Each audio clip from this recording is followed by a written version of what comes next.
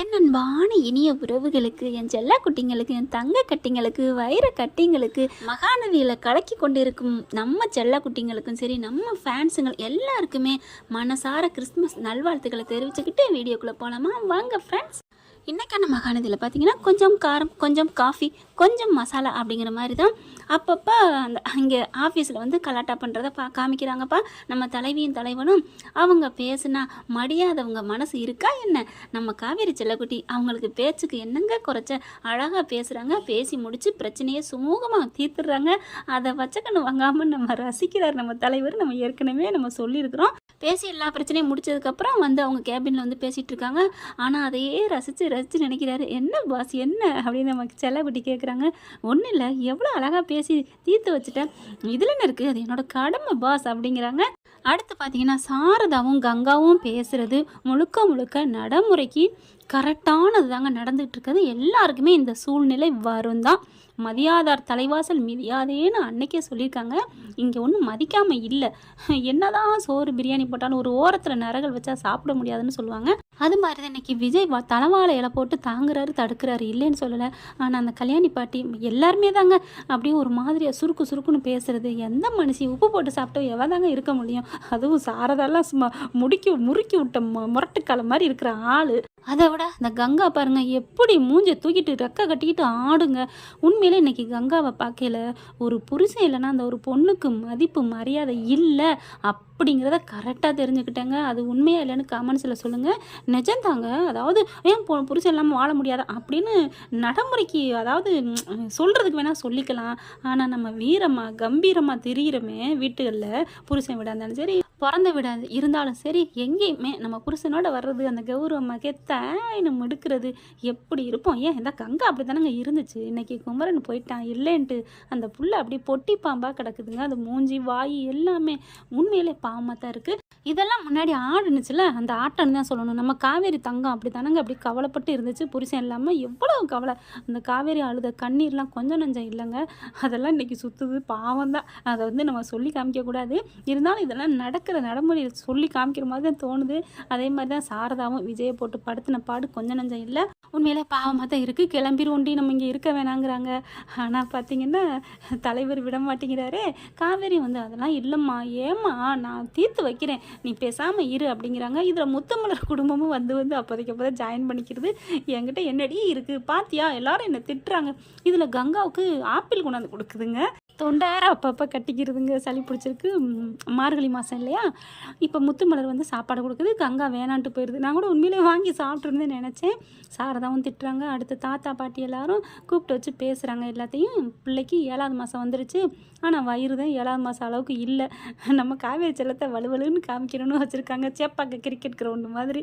இன்னும் கொஞ்சம் மேடு தட்டலை, வளகாப்பு வைக்கணும் அப்படின்னு முடிவெடுக்கிறாங்க. அப்படியே எல்லோரும் ஒரு மாதிரியாக வச்சுக்கணுவாங்க. பார்க்க நம்ம தலைவர் என்ன பண்ணுறாரு, தாத்தா பாட்டி என்ன நீங்கள் அப்படிங்கிற காவேரி பார்க்குது. ஐயோ எதுவும் மாற்றி சொல்லிடாதீங்க, அதுக்கும் நான் தான் காரணம்னு சொல்லுவாங்க அப்படின்னு பார்வையிலே பதில் கொடுக்க, அதுக்கு நம்ம தலைவர் என்ன காவேரி என்ன நினச்சிட்ருக்க, நீ இப்போ மனசு நிம்மதியாக இருக்கியா? அதெல்லாம் முடியாது. என் பொண்டாட்டி என் பிள்ளையும் ஒரு ஒரு ஒரு விழா மாதிரி நடத்தணும்னு ஆசைப்பட்டுருக்கேன். மனசில் நிம்மதி வேணும். நீ இப்போ நிம்மதி இல்லை, அது போக உன் அம்மாவும் நல்லா இல்லை, அதனால வாய அப்படின்னு ஜாடையிலே சொல்லிட்டு, தாத்தா பாட்டி என்னடா உன் ஒப்பீனியன் என்ன அப்படிங்கிறாங்க. காவேரி நீ என்னம்மா சொல்கிற அப்படின்னு ஃபஸ்ட்டு கேட்குறாங்க. காவேரி வந்துட்டு, தாத்தா உங்கள் விருப்பம் எதுவோ அதை நீங்கள் முடிவு பண்ணிட்டா ஓகே தாத்தா, நான் ஒன்றும் சொல்லலை தாத்தா அப்படிங்கிற. அம்மா நீ என்னம்மா சொல்கிற அப்படிங்கிற. சாரதா வந்து, தம்பி அது காவேரி இங்கே இல்லை அப்படின்னு ஒரு மாதிரியாக பேசுகிறாங்களா. விஜய்க்கு சரியாக புரிஞ்சுக்கிட்டாரு. அதாவது இப்போதைக்கு அவங்க வந்து மனசு இங்கே வந்து இருக்கிறாங்க, பொண்ணுக்கு ஏதாவது பண்ணணும், இங்கே வந்துட்டு எப்படி பண்ணுறதுன்னு மனசு அவங்களுக்கு கேட்கல. 7வது மாதம் இப்போ தானேங்க ஸ்டார்டிங்கு, ஏன் 9வது மாதம் வைக்கலாம், இல்லை 7ஆம் மாதம் கடைசியில் கூட வைக்கலாம் இல்லையா? தாத்தா பாட்டி என்ன தாத்தா, இப்போ தான் 7வது மாதம் ஆரம்பம், இன்னும் முடிவு இருக்குது, இல்லை 9வது மாதம் வைக்கலாம், இப்போ வேணாம் தாத்தா அப்படின்னு விஜய் சொல்ல, என்னடா என்ன நீ நினச்சிட்டு இருக்க, எதாக இருந்தாலும் நீ மறுப்பு சொல்லிகிட்டே இருக்க அப்படின்னு பாட்டி சொல்ல, பாட்டி ஒரு நிமிஷம் இருங்க, நான் தாத்தாட்ட தான் பேசுகிறேன், நீ தாத்தாட்ட என்ன பேசுகிற, என்கிட்ட பேசு, அவர் நீ சொன்னோன்னா சரின்னு சொன்னாலும் சொல்லுவார். இங்கே பாரு கல்யாணி இரு, இங்கே பாட்டா விஜய், ஏன்டா வீட்டில் பிரச்சனைங்க இருக்குன்னு நீ பயப்படுறியா? இல்லை தாத்தா நான் அதெல்லாம் ஒன்றும் நினைக்கல. டே நீ என்ன நினைக்கிறதுன்னு எனக்கு தெரியுதுடா, பிரச்சனைங்கள்லாம் குடும்பத்தில் இருக்கத்தாண்டா செய்யும், அதுக்காண்டி நல்லது கெட்டது நடக்காமல் இருக்க முடியுமா? அதாவது நடந்து தாண்டா தீரணும். அப்புறம் அந்த புள்ள பிறந்து வந்து எனக்கு நீங்கள் இதெல்லாம் பண்ணீங்களான்னு கேட்கும்டா அப்படின்னு கேட்க, ஏங்க நீங்கள் ஏன் இவன்ட்ட போய் ரொம்ப இறங்கி பேசுகிறீங்க? இங்கே பாருடா, ஃபங்க்ஷன் வச்சு தான் ஆகணும், இது எங்களுக்கு வேணும். நிறைய பேர் கேட்குறாங்க, என்ன 7வது மாதம் வந்துருச்சு உன் பேத்திக்கு வைக்கலையா ஃபங்க்ஷனுன்னு கேட்குறாங்க. எவடி உன்ட்ட கேட்டா அப்படின்னு கேட்டிருக்கணும். யாரும் கேட்க மாட்டேங்கிறாங்க. காவேரி இருந்துட்டு, தாத்தா பாட்டி உங்கள் விருப்பம் போலே பண்ணுங்க, அவர் இருக்கட்டும், அவர் கிடக்குறாரு அப்படிங்க. என்ன அவர் கிடக்குறாரு? அதெல்லாம் முடியாது, எனக்கு இன்னும் 1 மாதம் டைம் வேணும், எனக்கு ஆஃபீஸில் பிரச்சனை நிறையா இருக்குது. ஆஃபீஸில் பிரச்சனையா இல்லை உன் வீட்டில் உன் மாமியார் வீட்டில் பிரச்சனையா விஜய் அப்படின்னு சொட்டத்தில் அன்பு பேச, சித்தப்பா என் விஷயத்தில் உங்களை தலையிடக்கூடாதுன்னு சொல்லியிருக்கேன் அப்படின்னு சொல்லிட்டு, தாத்தா நான் எனக்கு ரொம்ப இதாக இருக்குது, நாங்கள் வேலை இருக்குது, நான் இப்போ ஏதோ உங்கள்கிட்ட சொல்லலான்னு தான் வீட்டுக்கு வந்தேன், மற்றபடி நான் அங்கேயே தான் இருந்து நான் எல்லாத்தையும் முடிச்சு கொடுக்கணும், எனக்கு என்ன தாத்தா என்னை விட்டுருங்க அப்படிங்கிறாங்க. என்னடா அப்படின்னு சொல்ல கல்யாணி திட்டுறாங்க. ஏண்டா அப்போ உனக்கு வந்து எங்களோட ஆசை முக்கியம் இல்லை? பாட்டி ஆசை முக்கியம் தான், நான் இல்லைன்னு சொல்லலை. ஆனால் இப்போ நான் அதை இங்கே வந்து அங்கே கட்டுற கட்டடங்கத்தை நான் விட்டுட்டு இங்கே வந்தேன்னா எல்லாம் என் தலையில் இடி விழுந்த மாதிரி ஆயிரும். கண்டிப்பாக நான் இனிமேல் தொழிலில் நான் முழு ஈடுபாடு கொடுக்கணும்னு இருக்கேன். ஏன் பாட்டி நீங்கள் தானே சொல்லுவீங்க தொழிலை விட்டுட்டு ஆஃபீஸுக்கு போகலன்னு, இப்போ போனாலும் ஏன்னு கேட்குறீங்க? டேய் போ, நான் வேணான்னு சொல்லடா, ஃபங்க்ஷன் ஒரு நாள் தானே இருந்துட்டு போ. அப்படிலாம் இல்லை, என் பொண்டாட்டியோட ஃபங்க்ஷனை 1 வாரத்துக்கு நல்லா காலக்கட்ட செய்யணும், அதனால் நான் 1 மாதம் எனக்கு மனசு நிம்மதி வேணும், அதனால் முடியாது அப்படின்னு அடித்து சொல்ல, ஏய் காவேரி நீ தான் எல்லாம் சொல்லி கொடுத்தியா அப்படின்னு சொல்ல, காவேரி இப்படி முறைக்கிறாங்க. தேவையா எனக்கு? ஏங்க இப்படி பண்ணுறீங்க பாட்டி? எனக்கு இதெல்லாம் ஒன்றுமே தெரியாது, நான் சரின்னு தான் சொல்கிறேன், இவர் மாட்டேன்னு சொல்கிறதுக்கு நான் என்ன பண்ணுறது அப்படிங்கிறாங்க.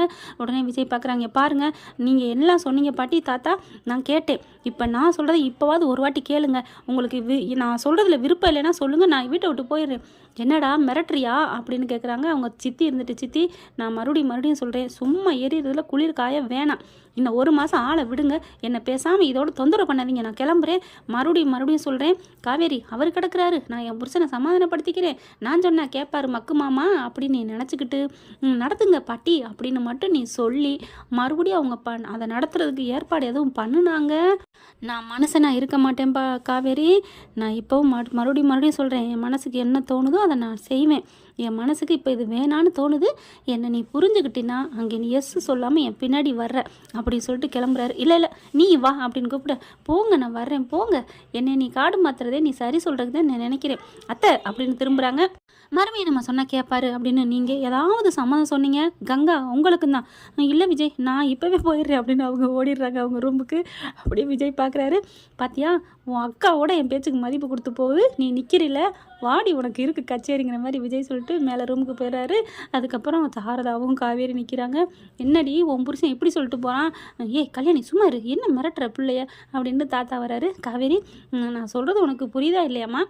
ஆனால் என்னமோ தெரிலங்க, நம்ம தாத்தாவோட போல்ட்னஸ்ஸு எங்கே போச்சுன்னு தெரியல, அவருக்கு உண்மையிலே உடல்நிலை சரியில்லையா இல்லை வந்து டைரக்டர் டம்மி ஆக்கி காட்டுறாரான்னு புரியலை.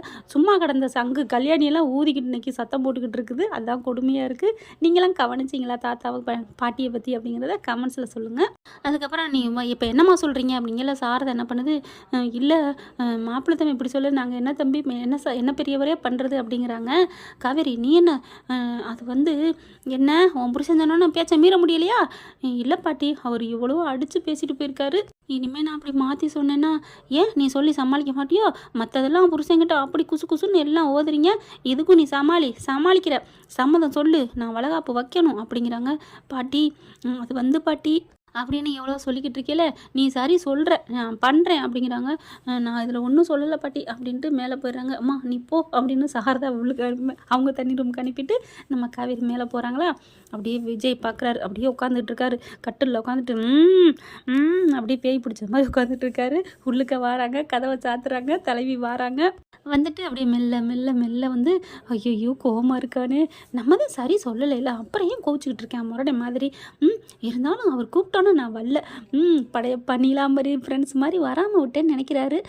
என்ன பண்ணுறது, போய் தாஜா பண்ணுவோம் அப்படின்ட்டு மாம்ஸு அப்படின்னு பக்கத்தில் போய் உட்கார, அப்படியே அவர் திரும்பிக்கிட்டு அங்கிட்டு நான் வந்து உட்கார்றாரு. மறுபடியும் அப்படியே பக்கத்தில் ஏறி உட்காடுறாங்க. அப்படியே தொடையில் கையை வைக்கிறாங்க. மாம்சு அப்படிங்கிற அப்படின்னு தலையை திருப்புறாரு. என்ன மாம்சு அப்படின்னு திருப்ப, நீ என் கூட பேசாத அப்படின்னு திரும்புறாரு. ஓகே அப்படின்னு திரும்பிடுறாங்களா. அடி பாவி சொன்னோன்னு திரும்பிக்கிட்டாலே, இதுதான் உன் புருஷன் மேலே உள்ள பக்தியாடி பாசமாடி அப்படின்னுட்டு திரும்ப போகிறாரு. டே விஜய், உனக்கு கொஞ்சம் கூட ரோசம் இல்லையாடா, அவன் மட்டும் பட்டுன்னு திரும்புறாள், நீனு திரும்பிக்கோ அப்படின்ட்டு விஜய் திரும்பிக்கிறாரு. அதுக்கப்புறம் காவேரி திரும்பி பார்க்குறாங்க. என்ன திரும்பாமே இருக்காரு, ஒருவேளை ரொம்ப கோவத்தில் இருக்காரோ. சரி ஒரு 5 நிமிஷம் திரும்பி இருப்போம், அதுக்கப்புறம் நம்மளே போயிடுவோம், நமக்கு புருஷன் தான் முக்கியம் அப்படின்ட்டு ஒரு கோவத்தையும் ரோசத்தையும் 5 நிமிஷம் காமிப்போன்னு திரும்பிக்கிறாங்க. இங்கே விஜய் என்ன பண்ணுறாரு, டே காவேரி திரும்ப மாட்டா போல இருக்கே. விஜய் உனக்கு என்ன ரோசம் முக்கியமா, பொண்டாட்டி தானே முக்கியம், நீ திரும்பி பேசுடா அப்படின்ட்டு காவேரி விஜய் மனசில் நினச்சிட்டு காவேரி பார்க்க திரும்புகிறாரு. அதே மாதிரி காவேரி நினச்சிட்டு பட்டுன்னு 2 பேரும் அது என்னதான் இருந்தாலும் அப்படின்னு 2 பேரும் ஒரே மாதிரி சொல்கிறாங்க. அப்படின்னு விரலை ஒசத்திட்டு 2 பேரும் ஒரே மாதிரி சொல்லவும், என்னது டச் அவுட் அப்படிங்கிற மாதிரி கையை 2 இன்ட்டு போட்டு அடிச்சுக்கிறாங்க. வா சூப்பரில், உங்கள் மனசில் என்ன நினச்சிங்க, நீ என்ன நினச்ச, நான் சொல்லு, நான் சொன்னேன் அதே நீங்கள் அடித்தாங்க அப்படி அடிச்சிட்டிங்கன்னா, அடி பாவி கொஞ்சம் கூட உனக்கு இதே இல்லையா, நம்பிக்கை இல்லையா, நம்பிக்கை இல்லை, அப்போ 2 பேரும் எழுதி காமிப்போமா, ஓகே அப்படின்னு 2 பேரும் எழுதி அப்படியே காமிக்கிறாங்க. 2 பேர் பேப்பர்லேயும் ஒரே மாதிரி இருக்குது. நமக்கு ரோசமா முக்கியம், நமக்கு நம்ம புருஷன் முக்கியம், நமக்கு பொண்டாட்டி முக்கியம் அப்படிங்கிறது இருக்குது. பார்த்தோன்னா அப்படியே பேப்பரை தூக்கி போட்டு 2 பேரும் கட்டி பிடிச்சிக்கிறாங்க. எப்பட்றா அப்படின்னுட்டு இதுதான் அப்படின்னு சொல்லிட்டு கட்டி பிடிக்கிறாங்களா. சரி பாஸ், நான் ஒன்றுனா என்ன சம்மதம் சொல்லிட்டு வந்துட்டியா, ஆமாம் பாட்டி ரொம்ப ரெக்வஸ்ட் பண்ணி கேட்டாங்க, அதனால தான் சரின்னு சொல்லிட்டு வந்துட்டேன். அப்படியே தள்ளி விட்டுட்டு கோவமாக எந்திரிக்கிறாரு. என்ன பாஸ் ஏன் எந்திரிக்கிறீங்க, நான் தான் வேணான்னு சொல்லிட்டு வந்தேனே, அப்புறம் ஏன் காவேரி சொன்னேன், அவங்களும் உன்னை கட்டாயப்படுத்தி சம்மதிச்சிட்டாங்களா அப்படின்னு வேகமாக எந்திரிக்கிறாரு. நில்லுங்க என்னப்பா கொஞ்சுறதுல அப்படி குழந்தையாகி கொஞ்சினீங்க, அப்புறம் எரிமலையாகி கோவிக்கிறீங்க, உட்காருங்க நீ, அதெல்லாம் முடியாது, நான் உண்மையில பயங்கர கோவத்தில் இருக்கேன், நீ என்னை எடுத்துட்டு எப்படி சொல்லிட்டு வர போச்சு அப்படி இப்படின்னு கத்த. டே சும்மா சொன்னேன்டா, நான் அதெல்லாம் சம்மதிப்பேனா, ஆனால் படுத்து எடுத்துனாங்க, நான் அப்படியே பஞ்சா பறந்து வந்துட்டோம்ல, என்ன சொல்கிற காவேரி அப்படின்னு சொல்ல, ஆமாம் என்னை போட்டு கேட்டாங்க, நீங்கள் தான் என்னை அடித்து சொல்லிட்டு வந்துட்டீங்களா, அதனால தான் நான் வந்துட்டேன் அப்படின்னு. நிஜமா அப்போது நான் அடித்து சொன்னதுனால தான் வேணாண்டு வந்தியா, ஆமாம் அப்போ என்னோட தாத்தா பாட்டி தான் முக்கியமா, என்னங்க பண்ணுறது, நீங்கள் அவங்க முக்கியம்னு நினைக்கிறீங்க, அப்படிங்கல உங்களால் நான் அவங்கள முக்கியம்னு நினச்சி தானே ஆகணும் அப்படிங்கிறாங்க காவேரி. ஓகே பரவாயில்ல, போயிட்டு போ, மன்னிச்சிட்டு போகிறேன், ஆனால் ஒன்று நீ தப்பிச்சு வந்துட்ட, இல்லைன்னு வையேன், இல்லைன்னா என்ன பண்ணுவீங்க சொல்லிட்டு வந்த அந்த வாயை கடிச்சு தின்றுருப்பேன் அப்படின்னு உதட்ட நறுக்குன்னு ஒரு கடிக்கிறாரு. அதுக்கப்புறம் காவேரி என்ன பண்ணுறாங்க, ஐயோ கடிக்கிறாரு அப்படின்னு கத்த போகிறாங்க, ஆனால் கத்த முடியலை. அதுக்கப்புறம் வாயை எடுத்துடுறாங்களா. அதுக்கு நடுவில் காவேரி என்ன பண்ணுறாங்க, ஏன் பாஸ் கோச்சுக்கிட்டீங்க அப்படின்னு கேட்க, பின்ன என்ன உங்கள் அக்கா கூட என் பேச்சை கேட்டு டக்குன்னு எஸ்கேப் ஆனாங்க, ஆனால் நீ வரவே இல்லையடி, ஏங்க அவங்களுக்கு ஒன்றும் இல்லைங்க, உங்களை பற்றின உயர்வும் இல்லை, அவங்கள பற்றின மதிப்பும் இல்லை, ஆனால் எனக்கு 2 பக்கெட்டும் வேணும்ல, பேலன்ஸ் பண்ணணும்ல, என்னடா மக்க புருஷா அப்படின்னு சொல்லி கொஞ்சி சினிங்கி பேச, ஐயோ அப்படியே கவுத்துறீங்களடி அப்படின்னு சொல்லிட்டு 2 பேரும் கட்டி பிடிச்சிக்கிறாங்க. ஓகே ஃப்ரெண்ட், இப்படி போனால் நல்லா தான் இருக்கும். இந்த வீடியோ உங்களுக்கு பிடிச்சிருந்தா தயவு செய்து லைக் பண்ணுங்க. இன்னும் அப்டேட்ஸ்க்காக சேனலை சப்ஸ்கிரைப் பண்ண மறக்காதீங்க. நம்ம கிட்ட இருக்க எல்லா சேனல்ஸோட லேட்டஸ்ட் வீடியோ அப்டேட்ஸ்க்காக மேல ரைட் சைடுல காட்டுற லிங்கை கிளிக் பண்ணி வாட்ஸ்அப் குரூப்ல ஜாயின் பண்ணுங்க. உங்களிடம் விடைபெறுவது நான் உங்கள் மெஹர்.